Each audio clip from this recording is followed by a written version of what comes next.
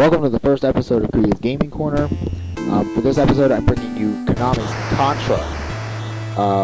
One of my favorite games of all time. I never get tired of fucking playing this. It's just a great game for this. It's just a great game for me. I love playing it. But you take control of an army guy who is fighting a group called the Red Faction, or Falcon, my bad. And occasionally an alien or two, so, you know, there's a series of these games. So, I'm assuming this game is supposed to take place, you know, when the aliens, you know, first arrive. So, of course, you don't deal with them a whole lot in this game. But, you know, I'll get more into the other games in future episodes. One thing I did not like, however, was the fact that when you come to the end of the stage and come across the boss, that it's the music that plays is actually the same as the stage that you were on to begin with. Except for stages 2 and 4, which are the base stages, which actually the bosses actually kind of have their own music, and unlike the rest of the stages, the bases are not done in a fucking side-scroller. They're fucking first-person view.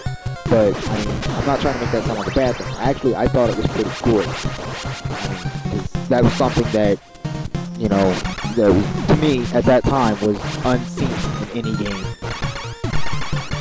You know, I later played two other first-person view games, but, you know, and was recently introduced to the third one of that set. But those are for future episodes. So, but if you're curious, they are Shadow Gate, Deja Vu, and Uninvited, created by Kemco.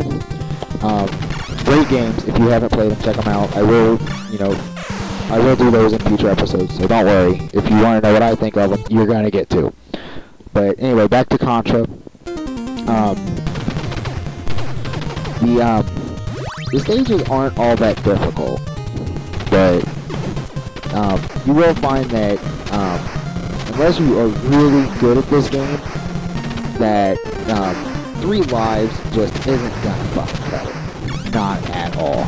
However, for those of you who are like me, who are not that, you know, not perfect at this fucking game, you need that 30 lives code. And if you're curious as to what it is up, up, down, down, left, right, B, A, select, start.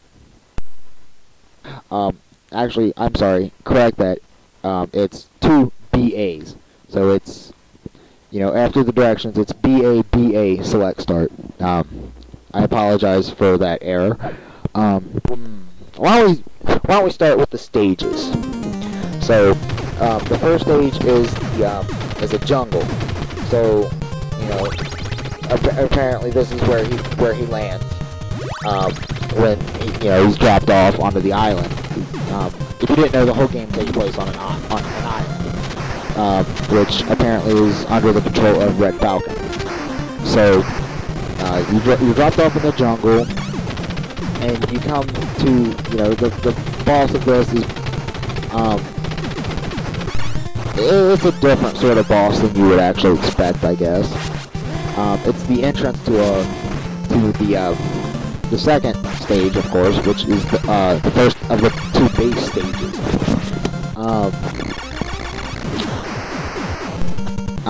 There's a guy on the top and 2 guns that shoot red balls at you.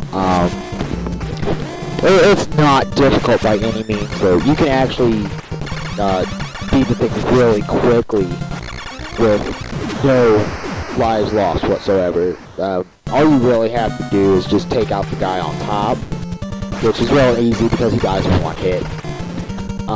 If you're using the spread shot, then it is really simple, because you can just get on the middle ledge, get back far enough to where the bullets aren't going to hit you, and if you're good enough to find the correct spot on that tiny little ledge, real close to it, in the middle, you can actually just duck down and shoot the unholy piss out of those 2 guns, and they still can't reach you.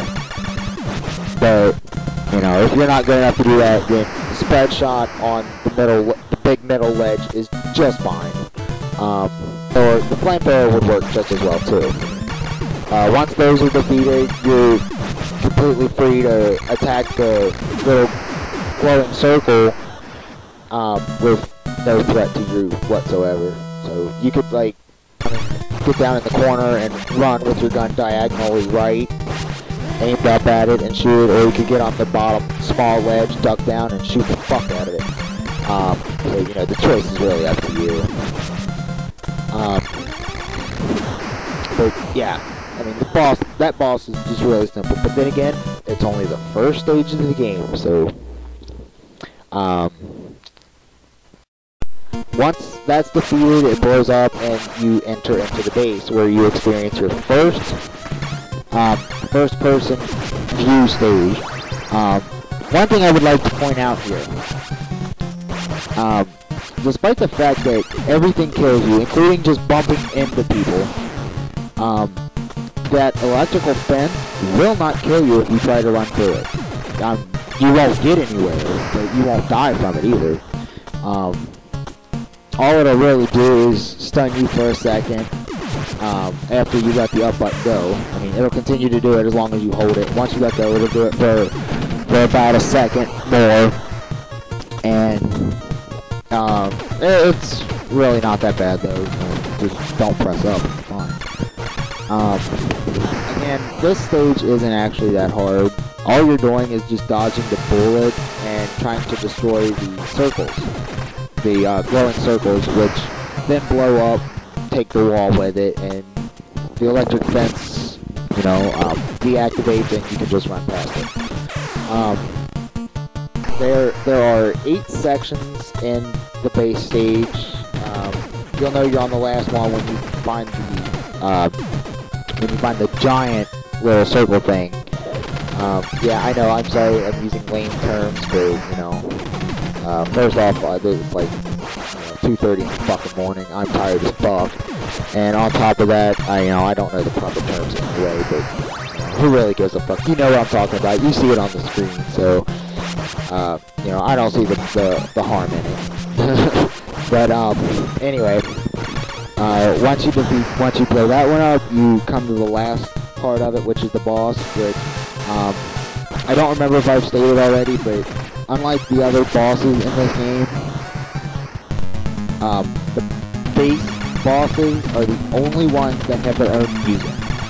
So the other bosses actually just, the music that plays while you trounce them is the exact same as the music that plays for the rest of the stage.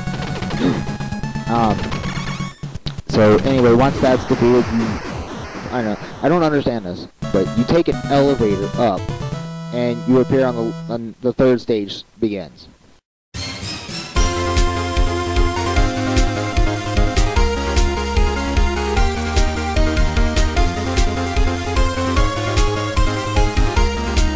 When the fuck did we get ice cream?